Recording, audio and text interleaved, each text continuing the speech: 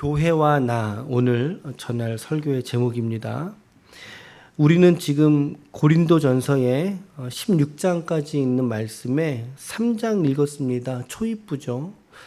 지난 1장 전반부에서부터 사도 바울은 감사의 제목들로 고린도서에 있는 성도들에게 인사를 했고, 이후에 글로에의 편으로, 그렇죠? 글로에가 왔는데 그 자매 편으로 고린도 교회의 현 사정에 대한 이야기를 전해 듣습니다.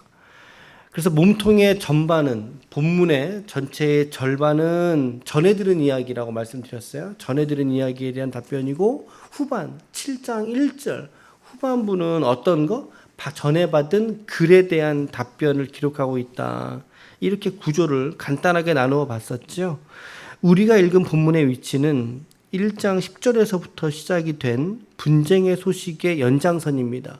분쟁에 관한 이야기를 들었어요. 그래서 2장에 보니까 사분 오열된 고린도 교회의 이야기를 접하게 되죠. 심지어 그리스도파까지 있는 이런 기이한 교회의 모습을 듣게 된 거예요. 그렇기 때문에 이후로 바울은 그가 교회 내에서 가르쳤던 것은 분열이 아니라 연합이었다, 일치였다, 그리고 십자가였다, 하나님의 지혜였다.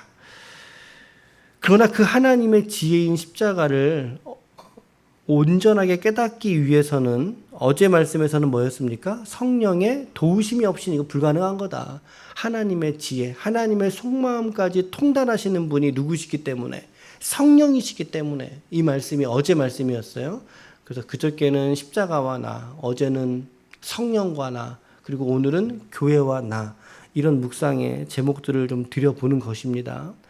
그리고 오늘 본문의 3장과 계속 이어져서 4장까지 그 분열의 대상이 되고 있었던 사역자들에 대한 이야기, 그리고 교회의 관계 문제에 대해서 이야기를 계속 연이어서 하고 있는 겁니다. 그중에 우리가 오늘 읽은 이 본문의 이야기는 사역자들의 관계 문제에 대해서 지금 답변을 하고 있는 겁니다. 자, 일단은 바울이 고린도 교회가 육신의 교회였다라고 질책하고 있는 대목을 우리가 먼저 보게 돼요. 1절 말씀 보시면, 형제들아, 내가 신령한 자들을 대함과 같이 너희에게 말할 수가 없다. 육신에 속한 자, 곧 그리스도 안에서 어린 아이들을 대함과 같이 내가 너희들을 대한다. 비록 형제들아 라고 부드러운 어조로 시작을 했지만, 그런데 내용은 상당히 날카롭습니다. 내용은 상당히 날카로워요. 너희는 육신에 속한 사람들이기 때문에 내가 너희들을, 그 성숙한 사람들처럼 내가 너희를 대할 수가 없어. 너희들은 어린아이 같은 사람들이야. 2절부터 4절 말씀 같이 읽어볼까요? 2절부터 4절 시작. 내가 너희를 젖으로 먹이고 밥으로 아니하였노니 이는 너희가 감당하지 못하였음이거니와 지금도 못하리라. 너희는 아직도 육신에 속한 자로다. 너희 가운데 시기와 분쟁이 있으니 어찌 육신에 속하여 사람을 따라 행함이 아니리요. 어떤 이는 말하되 나는 바울에게라 하고 다른 이는 나는 아볼로에게라 하니 너희가 육의 사람이 아니리요. 야, 지금 고린도 교회가 철저하게 바울에게 지금 정절한 표현보다 판단을 받고 있는 거예요. 지금 철저하게 그 교회는 육신의 교회였고 너희들은 육신의 사람이지 않느냐, 그렇게 말하죠.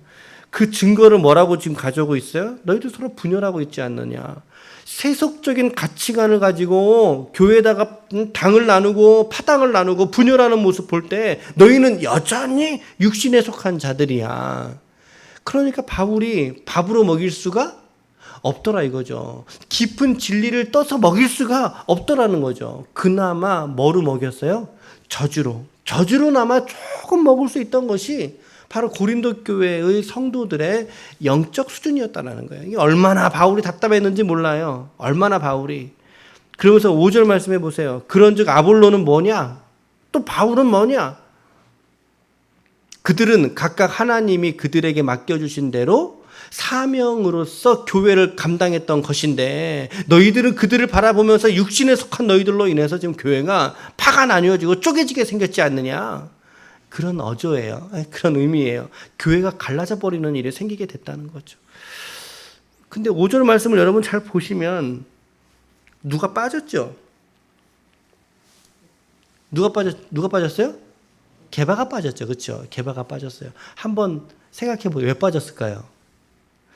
그리스도는 빠질만 하시죠. 워낙 뭐 비교 불가이신 대상이니까. 근데 앞줄에서 언급한 바울파, 아볼로파, 그리고 게바파까지 언급을 했는데 5절에선 빠져 있어요. 그 이유가 뭘지 여러분들이 생각해 보세요. 저도 잘 모르겠어요. 관찰하다 보니까는 빠졌더라고요. 그래서 드리는 말씀이에요.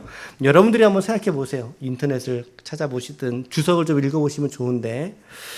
자, 그런데 6절 말씀에 보니까 바울은 어떤 걸 했다고 그래요? 바울은 심었다 그러죠. 바울은 심었고 아볼로는 심겨진 위에다가 물을 줬다라고 말합니다. 여기서 심었다라고 하는 표현은요, 새로운 시작을 의미합니다. 새롭게 무언가 시작했다. 아마도 바울의 캐릭터상 바울은 어떤 거죠? 순회 개척자예요. 순회 전도자.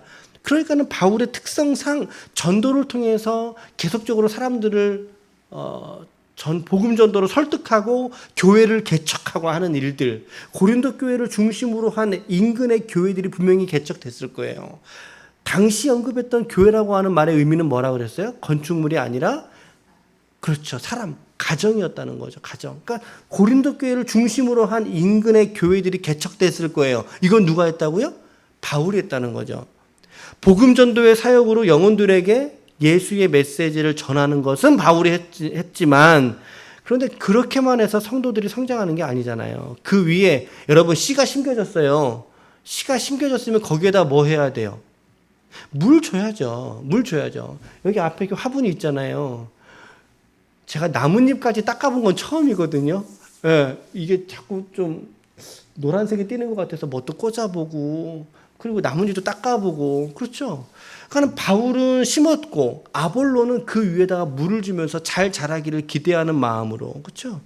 여기서 물을 주다라는 동사의 의미는 계속적으로 발전한다라는 의미가 있어요. 계속적으로 지속적으로 발전시킨다라고 하는 의미가.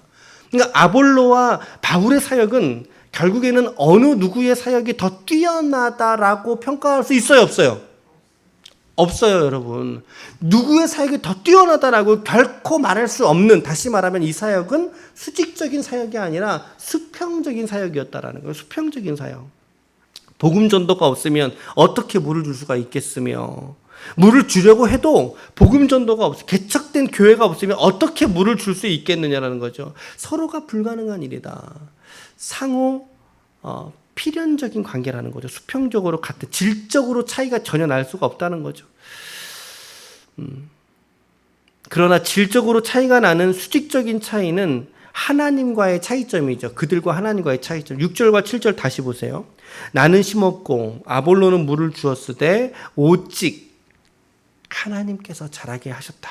아멘. 하나님께서 자라게 하십니다. 그런즉 심는이나, 같이 읽을까요? 시작. 그런즉 심는이나 아무것도 오직 하나님 뿐이니라. 아멘. 동의하십니까? 여러분, 심는 거, 물 주는 거, 사실은 둘 다 중요하죠. 여기서 지금 말씀해 보니까 바울은 뭐라고 그랬어요? 아무것도 아니로되. 이 말씀이 가치가 없다라고 말하는 걸까요? 아니면 하나님의 사역에, 아니다, 이렇게 하면 안 되고, 가치가 없다고 말하는 것이 아니라 고린도 교회 성도들의 의식 수준을 감안한 거죠. 그래서 하나님의 사역을 워낙 도드라지게 이야기하기 위해서 심는 이나 물 주는 이가 하나님 앞에서는 아무것도 아닌 거야 라고 어린아이에게 말하듯이, 이렇게 젖주듯이 그렇게 지금 이야기를 하고 있는 거예요. 여러분, 심는 이나 물 주는 이가 모두가 다 하나님의 이런 영적인 사역들의 귀한 동역자들인 줄로 믿으시길 바랍니다. 아멘.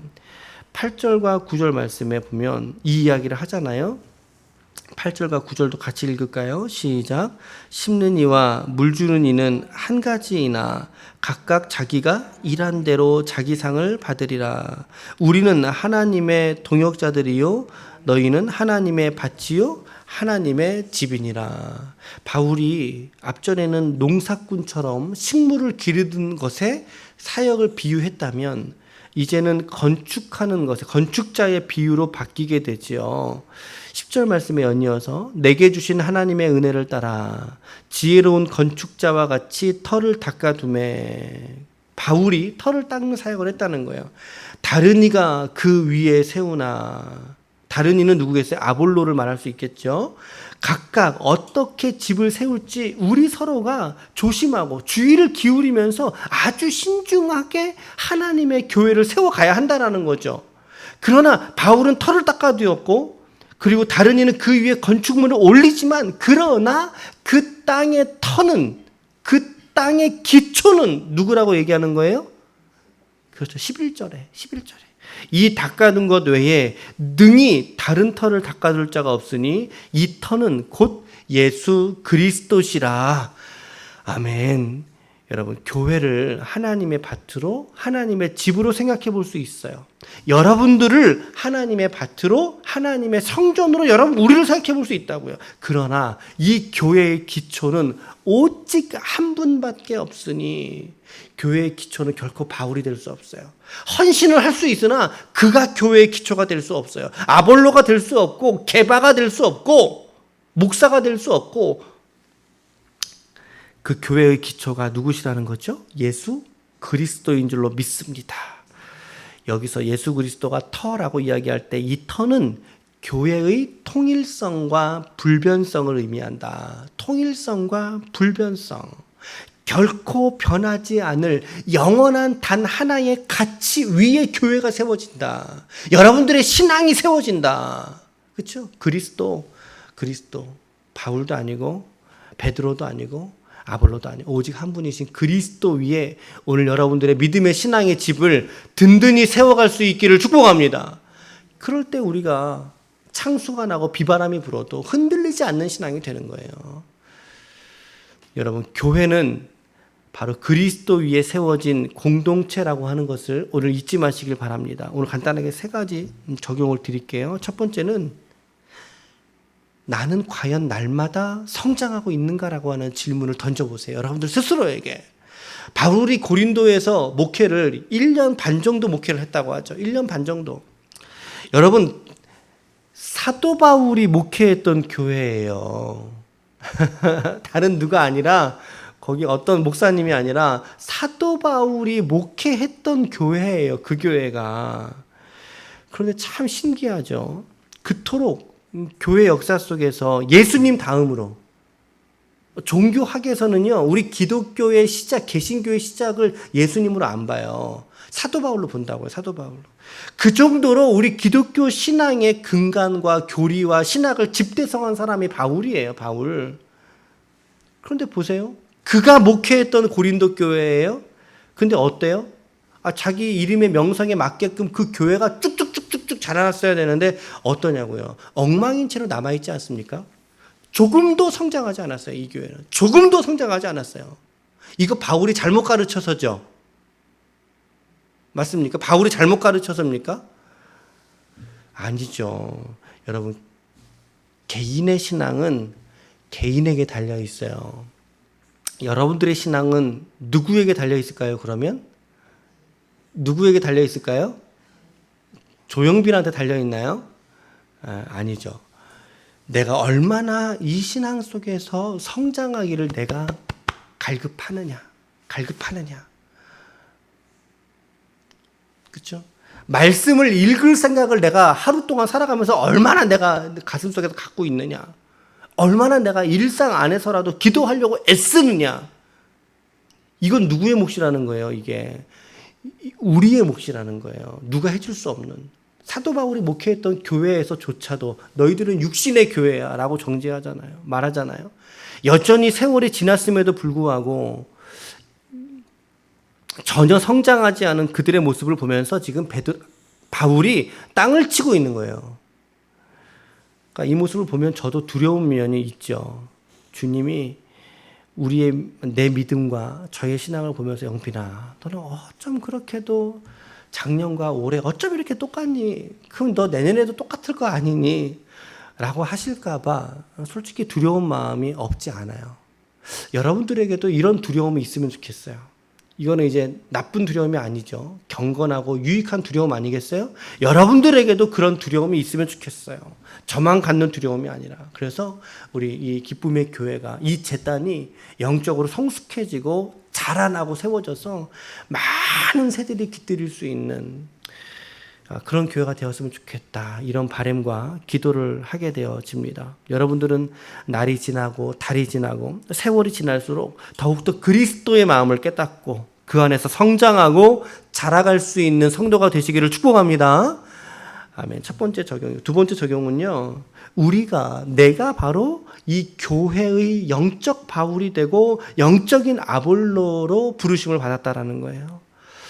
바울의 사역은 복음 전도의 사역이었고, 그리고 아볼로는 물을 주는 사역을 감당했습니다. 이런 균형을 하나님이 합력해서 선이 되는 방향으로 쓰시잖아요. 나는 사역자가 아니에요.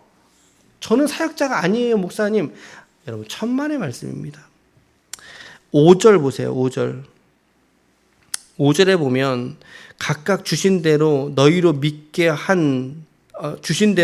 하여금 믿게 하는 사역자들이라 돼 있지요. 거기 여러분들 성경책에는 각주 안 달려 있어요? 뭐라고 달려 있어요? 각주 쫓아가 보세요. 뭐라고요? 집사들. 그렇죠?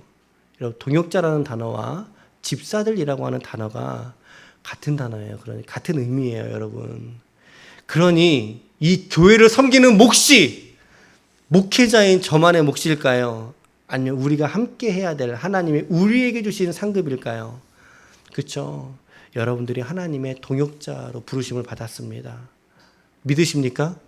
하나님께서 여러분들을 뭐라고요? 여기 사역자들로 하나님이 여러분들을 받으셨다는 거, 부르셨다라는 거예요. 잊지 마십시오. 하나님이 우리를 자라게 하실지라도 바울과 아볼로와 같은 동역자들을, 사역자들을 쓰시지 않았습니까? 여러분, 목회자들만 하나님의 종은 아닙니다. 여러분들도 하나님의 종들이고 동역자들이시죠. 이런 사역자 마인드가 오늘 우리들에게 더욱 필요하다라고 하는 적용을 해보게 됩니다. 마지막 세 번째로는, 그래서 이렇듯 맡겨주신 교회를 우리가 예배와 기도로 아름답게 섬길 때 그것이 우리에게, 여러분들에게 상급이 되어진다라는 거죠. 저는 단서와 조항을 말씀을 드립니다. 예배와 기도로 섬길 때입니다. 물론 이보다 더 많은 것들을 우리가 포함할 수도 있겠지만 12절부터 15절까지가 이제 마지막 단락이죠. 요약하면 이 말이에요. 구원은 뭘로 받아요? 구원은 뭘로 받아요? 믿음으로 받아요. 그러나 하늘의 상급은 뭘로 받아요? 그렇죠. 헌신으로 받아요. 오늘 말씀에 보면 이제 여기서 표현한 단어로 말한다면 공적이지만, 꼭 이제 공적 이러니까 어떤 표현이 들어요? 내 공로 이런 것들이 너무 반영이 짙은 것 같아요, 색깔이. 그래서 저는 헌신이라고 바꿨어요. 여러분, 믿음은 구원으로 받아요. 예, 믿음은 구원으로. 그러나 하늘의 면류관과 상급과 내게 주실 영광은 여러분들이 말씀과 기도에 헌신한 그 헌신으로 받을 줄 믿으시길 바랍니다. 14절과 15절 같이 읽어볼게요. 시작. 만일 누구든지 그 위에 세운 공적이 그대로 있으면 상을 받고 누구든지 그 공적이 불타면 해를 받으리니 그러나 자신은 구원을 받되 불 가운데서 받은 것 같으리라. 여기 지금 바울이 12절 말씀에 보세요. 12절에 보면 금, 은, 보석, 나무, 풀, 집 이렇게 지금 말하고 있죠. 이 6가지인데 이게 지금 점진법이에요.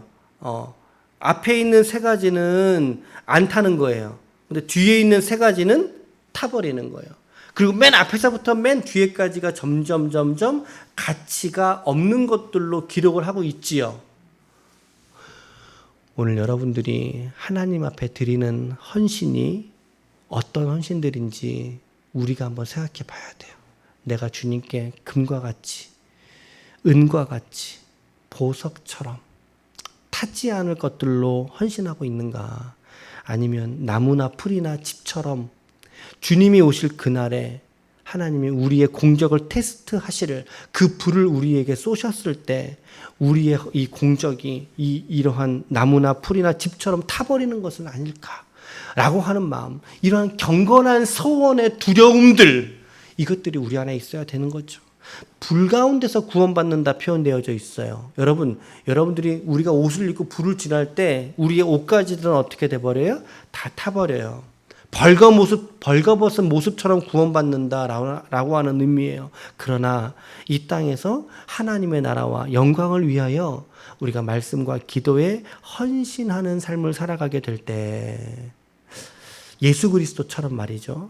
그 헌신이 남아서 결국에는 구원받는 자에게 뭐가 된다? 상급이 된다. 그리고 면류관이 된다. 영광이 된다.